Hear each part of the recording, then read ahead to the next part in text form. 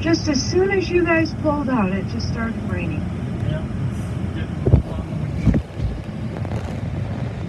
Yeah, I see it falling. You guys took away the sunshine. yeah, it's coming with us. I know. Are you headed to Detroit, baby? Yeah. Okay. All right, baby. Well, lay down and try to feel better. Maybe we could run to Art Van or something this afternoon. I'm still skeptical about that. Yeah.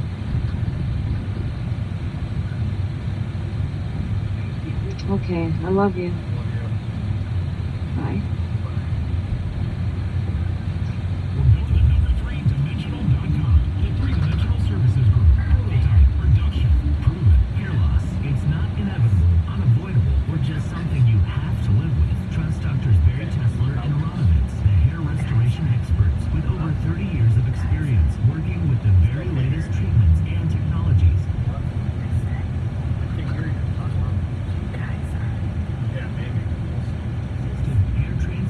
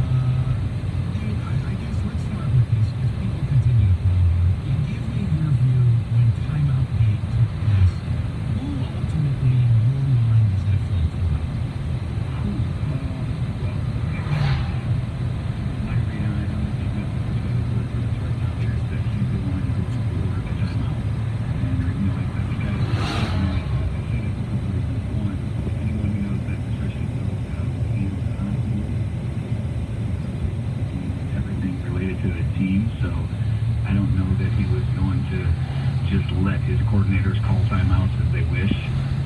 We saw on TV, obviously, Daryl Bevel was the one signaling for the timeout, but you have to remember that Matt Patricia has, he's limited in his mobility on the sideline because of the crutches. So it's not like he's breaking referee's ear all the time. I think he just simply told Bevel to call the timeout.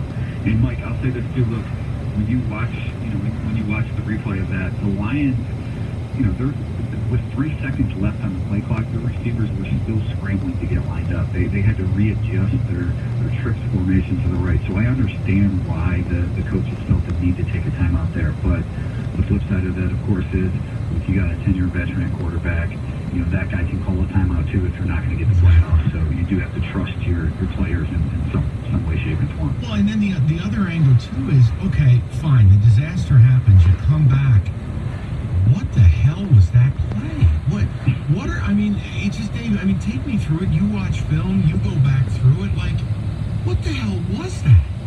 Yeah, and that'll be a big question. Daryl Bevel will be on conference call a little bit later on today, and that'll be a question for him because it seemed like, you need 5 yards there, and especially when, Patricia says it's a gotta-have-it play, right? You don't need to go downfield and hit the big one. I don't know what they were expecting there versus what they got. To me, it seems like if you are going to have your 4 receivers run routes on that play, you want a couple guys underneath. You want to do something maybe a little different. You don't have to go back to the same play. You're probably not going to get the same look that you had. So you have to do something a little bit different, but you still need somebody near the stick so that you have a little bit of an outlet for Stafford when he gets into some early pressure. Were you as surprised as I was that this team had next to no success running the football? I was, because frankly, I don't think Arizona has a very good defense to begin with. Not that the Lions' offensive line is great, but for an offense that's going to rely so heavily on the run, you'd expect them to get a little better push. Their 2 running backs average 3 yards a carry, and look, Mike, I said this last year when they were giving LeGarrette Blount some run too. I want to see more of Kerryon Johnson. I don't need to see a lot of C.J. Anderson. I think C.J. Anderson, third downs. I understand he's a little better pass protection, maybe near the goal line. He's a big body that you want in there. But, look, Kerryon is your guy. There's a reason that C.J. Anderson was out of the NFL for a time last year. I want to see the Lions give Kerryon Johnson more carries, and I think that would be better for the running game. And Dave, just to expand upon it, how about throw the ball to the kid? Get him out in space, throw him the damn football. What are they doing? And, I think Bevel called a pretty decent game. First time through that we've really seen this offense. I thought they did some good things with some misdirection plays. They obviously got the tight ends involved. But, yeah, Mike, I think the strength of this offense is it's Kerryon Johnson. Obviously, T.J. Hawkinson's going to be a guy. It's Kenny Galladay. Marvin Jones, Danny Amendola, they sort of are what they are at this point. When you have a couple guys that you think can be playmakers like that, I want to see the ball in their hands. That's why I'm with you. I think you can get Kerryon Johnson more touches any way possible. How worried are you after watching Taylor Decker? That was the worst game of his career, but are you concerned he's just not the guy he was his rookie year? Well, I think obviously you chalk the 2017 season up to injury. You sort of write that one off. I thought he played fairly well last year. It wasn't like you came away from the season thinking he's one of the top 2 or 3 left tackles in the business, but you certainly could look at him and say it's a little bit of a bounce back season, and still young enough guy, high enough pick that there's some upside to dream on there. Didn't get that feeling at all, obviously, after the opener. It was a rough day all the way around. The sacks, the penalties, even some other missed blocks that didn't lead to sacks or negative plays. I thought he had his hands full, and look, I know both those guys are pretty good pass rushers that he was facing, Terrell Suggs and Chandler Jones, but Suggs is, he's 37 too, and Chandler is coming up not his best year, still a very good player, but I have some concerns about Decker after seeing that, but I still think, if you're asking me, like, who's the best offensive lineman on the team and who's the worst, I don't think I'd put him at the bottom. So I think I think he can be a lot better than what he showed the other day. So defensively, this is one thing I know a lot of people have a problem with, so I'm remiss if I don't ask you. How are you a defensive-minded head coach who's hands-on with his team, and you allow a rookie to go 14 of 17 for $154 and 2 touchdowns down the stretch? How are we supposed to say that that's even remotely acceptable? Yeah, the one fault I've sort of had with this defense is just, they don't like to dial up pressures a whole lot. I think they won the lowest blitz percentages in the NFL last year. Now, they do it a different way. Maybe they're bringing four, but they're bringing a linebacker here. They're doing something there. The one sack Christian Jones had late, I thought was an excellent play call where they brought both the linebackers up the middle and kind of confused the Cardinals' offensive line. But, look, especially against a young quarterback, a broken down offensive line, I realize you got to spy the quarterback a little bit. You don't want him running, but I thought the Lions could have done something else to get some more pressure, especially that fourth quarter when the Cardinals started moving the ball and they were just in rhythm there. I mean, look, the Lions looked pretty good those first three quarters, offensively, defensively, all the way around. Maybe outside of special teams, but they, you can't in a situation like that. You can't squander that lead. You can't do it to a rookie quarterback, a rookie coach. And yeah, defensively, it was disappointing to see the Cardinals march down four straight times, including overtime, and put points on the board. You can't let that happen if defense is supposed to be your strong suit. Well, Dave, there's one thing that I kind of noticed that I don't think people are talking about at all, and maybe I'm overreacting to this, but late in the game, when the game got tight, when it got really close at the end, why wasn't Darius Slay on Larry Fitzgerald? Has anyone talked about this at all? I was stunned once they were going on their run that Slay wasn't just defending Fitzgerald. Well, I think they moved Slay on him in overtime a little bit, but before that, Patricia just talked about mixing up coverages, mixing up, the looks on him, and they used Justin Coleman a little bit. Obviously, they used Tracy Walker there. Walker gave up a couple big plays late. Look, I went back and watched the fourth quarter yesterday for the little film review that I did, and I think more than some huge breakdown in coverage. Certainly, there were a couple of those, but I think Fitz deserves credit for making some of those plays. But Mike, I think you're right that Slay's your best guy, and if they're going to Fitz in those situations, maybe you do have to make the change. I realize Slay doesn't play inside a lot. Fitzgerald does play inside, but it's just a lot of this is hindsight, obviously. But man, it's such a disappointing loss, such a disappointing way to start the season. I think you're left scratching your head about any number of things the Lions could have done differently. Now, listen, at the risk of being an alarmist, and I've tried to be positive this offseason, Dave. I've tried to say, hey, look, they got a shot to get out to a 2-0 start. But look, I feel like, just like you, that's a loss. I mean, a tie, a loss, potato, whatever. The Cardinals are one of the worst teams on the schedule. Dave, I'm looking at the schedule coming up. I kind of view it like this is it right here for Patricia. If he's going to get a foothold here, or if this thing's going to spiral out of control, if they either win Sunday or this thing's going off a cliff with Philly, KC, etc. Where are you at in that range of outcomes? Mike, no, I mean, look, I thought week one, I thought this past game was that for exactly that reason. You just couldn't afford another terrible start like last year. Just not only for the locker room, but for the fans to have some buy-in, for Patricia to gain a footing, because you're right, I think they did some, there were some good things in the offseason, both from a roster standpoint, I think they added some good pieces, some pieces that they needed to take it.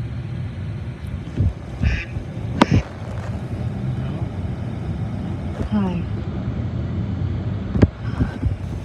My heart is racing so hard and I can't rest. You brought up going to Art Van and I'm freaked out. I'm nervous about it. Why? I don't know. I don't know why this happens to me. It's alright, I can just go myself. No. That's something we should do together. I agree. But if you're going to freak out about it, well, we can talk about it. It's nothing to worry about now. It's stressful. Well, maybe we could go tomorrow. Think? We could.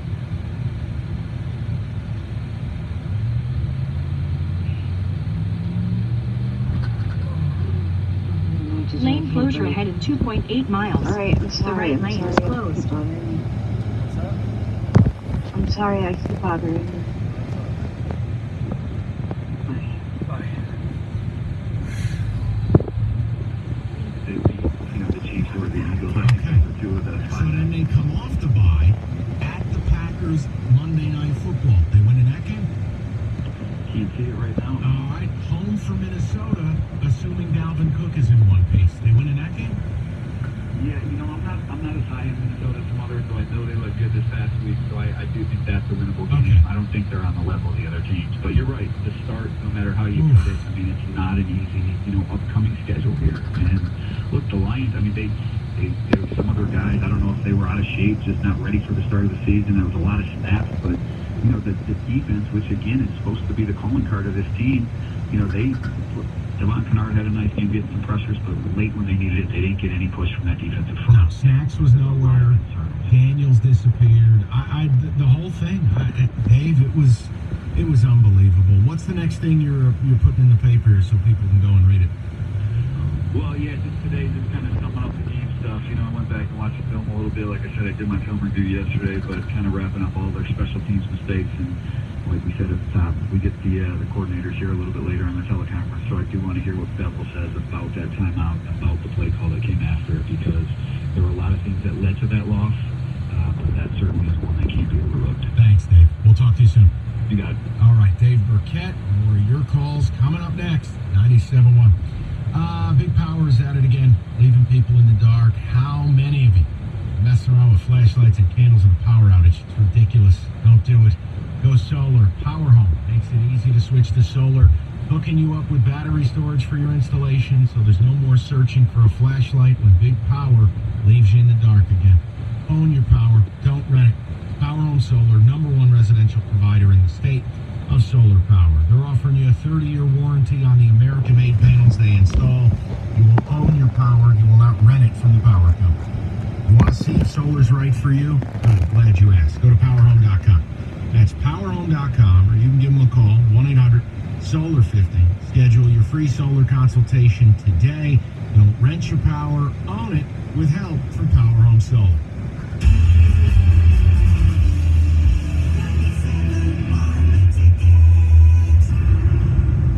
For years now, you've heard about ADAM, the American Divorce Association for Men, the leaders in handling men's divorce. I'm Brent Boyer, and along with my partner John McGard, we manage the ADAM office right here in Metro Detroit. We have 40 years of combined experience in aggressive, zealous handling of men's divorce and family law cases. We offer uncompromising representation, and I encourage you to call us first. We will do everything possible to get the best outcome for you and your family. Call me today.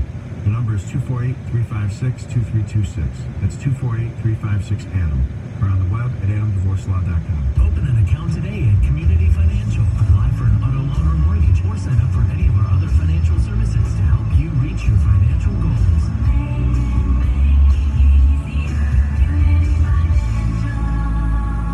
This hour of instant feedback brought to you by Michael Burrow of National Benefit Plans. For affordable health insurance, call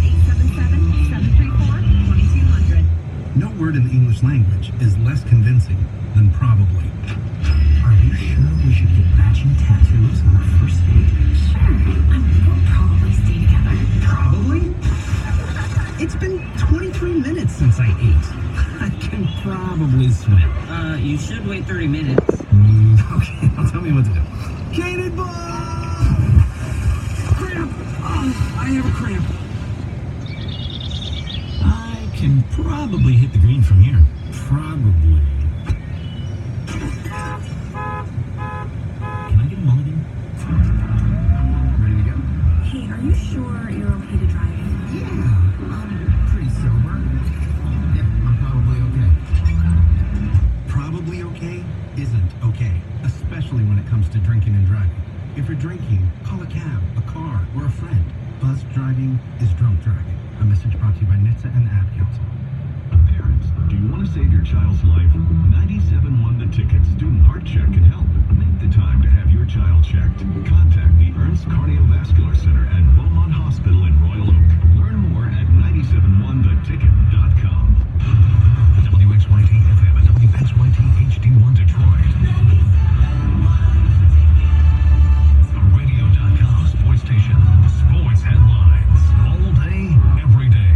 This is 97.1 The Ticket. Brought to you by Paulson's Construction. After taking the day off yesterday, Tigers back to work tonight. They're opening up a 3-game midweek series with the Yankees downtown. Edwin Jackson getting the call. We'll have it for you right here on The Ticket starting at 7:10. Today's also the day of game planning for Lions coaches as the team continues to shift their focus to Sunday's showdown with the Chargers. And Coach Matt Patricia said it's nice to see and hear that his players treating Sunday's tie like a loss. Everybody that feels that way. I think that's the disappointment, I would say. It's something that I don't want to say I'm proud of, but it shows me that everybody cares a lot about winning, and that's a good thing because that'll push us forward as we go. And elsewhere in the NFL, as Antonio Brown continues to get used to his new teammates out in New England, and Coach Bill Belichick says he'll take it day by day with Brown. He's not worried about Brown being a disruption. The league has also reached out to the Browns and wideout Odell Beckham Jr. about the watch he wore in their season-opening loss to the Titans as it violates the league's rules. Beckham, however, said he plans to wear the watch again in Week 2 against the Jets. Feels it's only an issue because the watch costs $350,000. Michigan's head coach Mark D'Antonio held his weekly presser this morning, confirmed running back Elijah Collins will start Saturday against Arizona State. He thought they played very well against Western, but it's all about how they act moving forward. Longtime sportscaster Fred McLeod's passed away at the age of 67 last night due to a heart attack. For the ticket update, Dennis and Ryan Woolley. For more, go to 971theticket.com. They're going to say good things, they're going to say bad things about us every day.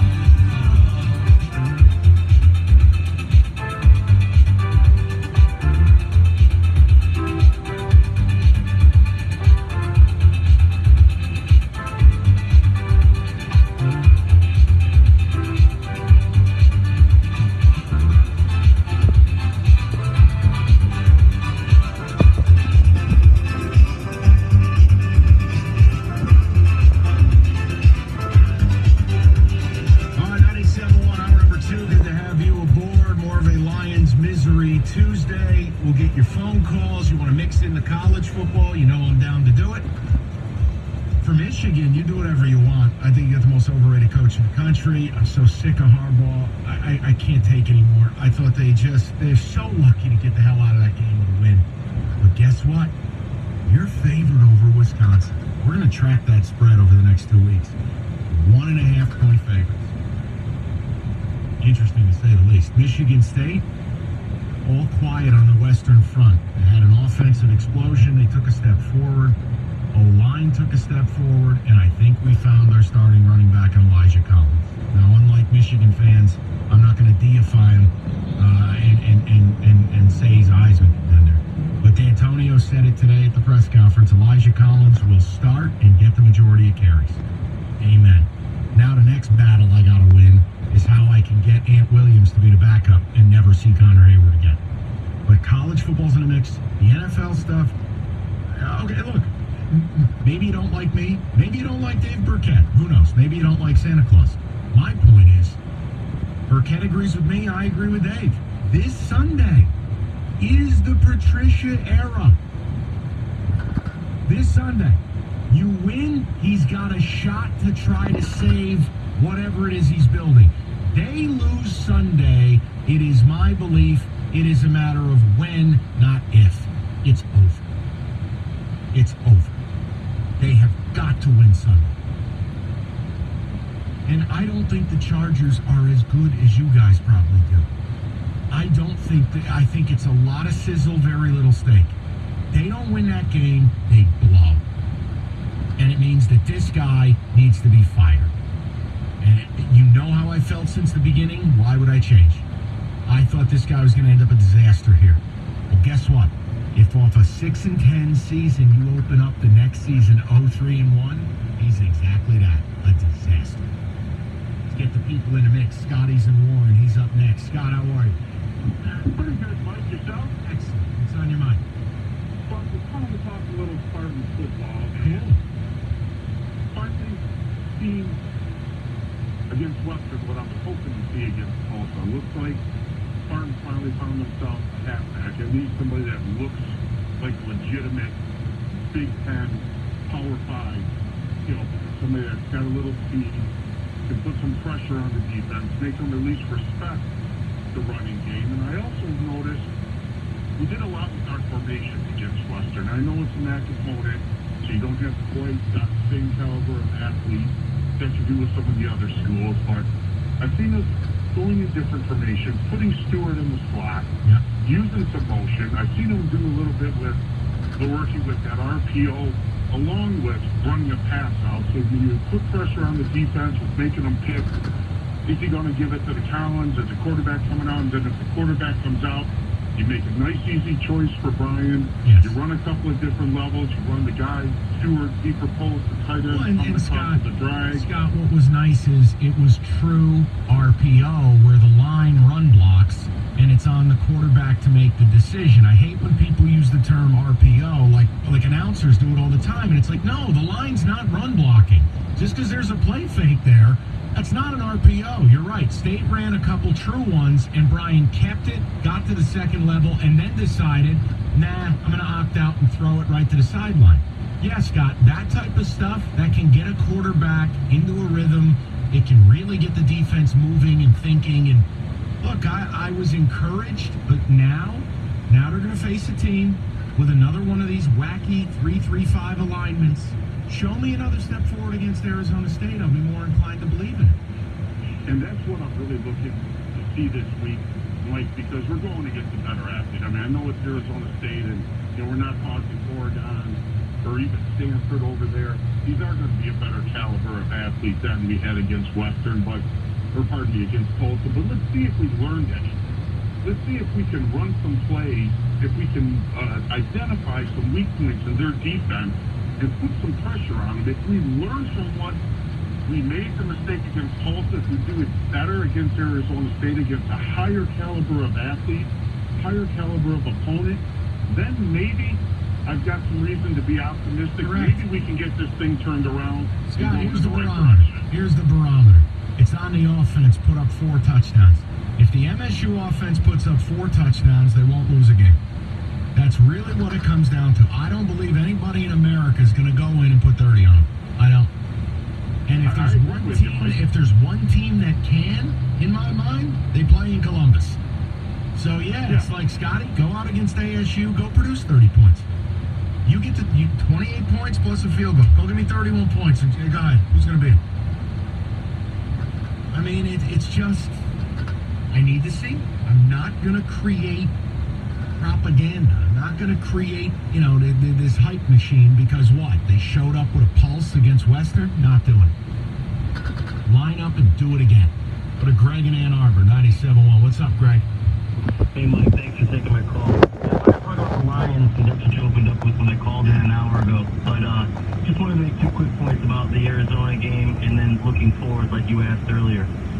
I think Stafford played good enough to win. And in the NFL, that's enough. I mean, look at the Vikings. They won. Kirk Cousins went for 10 for 98 yards at a touchdown. There was just no rushing attack, and they were just bonehead mistakes. Stafford played good enough to win. I think people are being unreasonable with him. I'm not a huge Stafford fan, but I think he played good enough to win in the Arizona Bowl. But what I wanted to really talk about was moving forward. I know the Eagles are good, and the schedule is definitely difficult for the Lions. But let's be real. In case Keenan shredded them for almost 400 yards, and they won by 5 points. I mean, yes, they won, but let's not blow the Eagles up like they're some, New England Patriots 2.0. Greg, you couldn't get out of the desert with a win. You think you're going to come to this lollipop stand and sell me that you're going to go to Philly and win? You don't have the right. Well, do you think the Skins are in the bottom 5 of the league? I think you want to be in the bottom 5 the way you played. You just blew a 17-point lead to the Arizona Cardinals. You get don't do it today. Eagles were down 20 over. And the Eagles scored 30 straight points and put them away. What do you want to do? All right, they gave up almost 400 yards to Case Keenum. All right, Greg, then do me a favor. Put your mortgage on. I mean, seriously. They're going to beat the Eagles? Yeah, good. Put your mortgage on and beat the Eagles. So I never said that they were going to beat the Eagles. I just said let's not act like they're the second coming. No. You can't be half wet. You're on the beach chair or you're in the pool. You called this show selling me that I'm wrong for chalking that up as a loss. which means you're telling me you got a legitimate chance to win. I never said that you were wrong for chalking that up as a loss. I said let's not act like they're the Patriots 2.0. There's a difference there. I think That's that semantics. we got a shot any given Sunday. We've got a shot any given Sunday. As long as Oh we my have drop God. punts and we rush for more than 3 yards of carry. Let me ask you a question. All right, so hold on. You couldn't run it for more than 3 yards of carry against Arizona. You're gonna do it against Philly?